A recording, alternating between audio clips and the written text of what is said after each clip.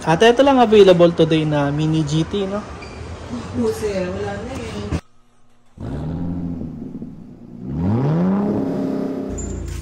Welcome back everyone.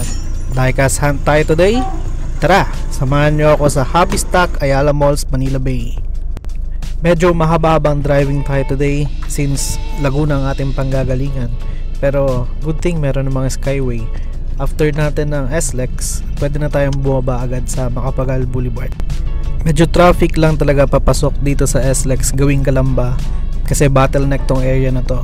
Pero once na nandito na tayo sa SLEX, tuloy-tuloy naman ang traffic. Meron lang konting aberya kasi ginagawa pa rin itong outer lane ng SLEX. I think nagdadagdag ng additional 2 lanes si RSA. Hopefully pagkatapos nito malaki-laking tulong. So ito na yung skyway. Medyo maluwag.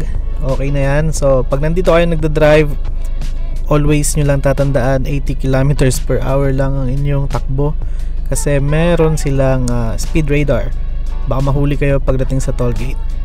Malaking tulong tong skyway para sa mga taga-south na gustong pumunta ng Manila kahit medyo mahal. May traffic lang ng bagya pero bearable naman. At ayun na, andito na tayo sa Ayala Malls, Manila Bay at dala pa natin tong Datsun 510 Pro Street. Pero maaga tayo nang dating ng konti, 9:05 pa lang at sarado pa ang mall, pero okay lang dahil meron pa akong lakad dito sa PSA. So meron lang ako i-request document. I know medyo matagal ang process dito. And maybe after ko makuha yung document, open na rin yung mall and magdidiretso na tayo sa Hobby Stock. So ito na nga, konti lang yung tao at nandito na tayo sa releasing. At pagkakuha ko dito ay didiretso na tayo sa ating paboritong tambayan. So hopefully marami silang stocks ng mini GT dito ngayon.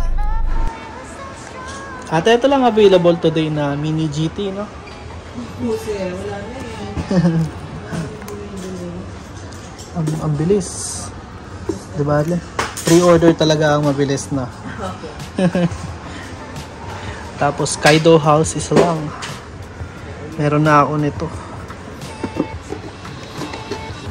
Mas mura ba pag pre-order, ma'am? Oo, sir. May discount po. Mag-mine lang po kayo doon, sir. Oo, marami na ako na mine. Sige. Pa-praise, wala kayo. Falcon doon.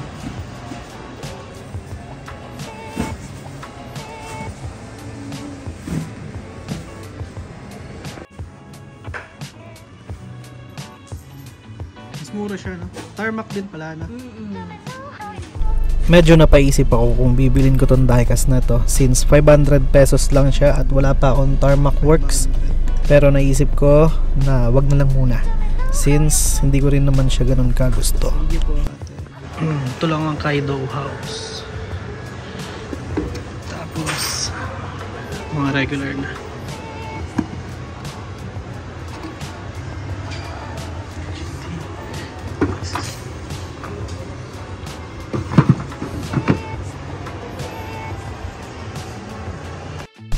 At ayun nga, let's tayo dito sa ating diecast hunt sa Hobby Stock Bay.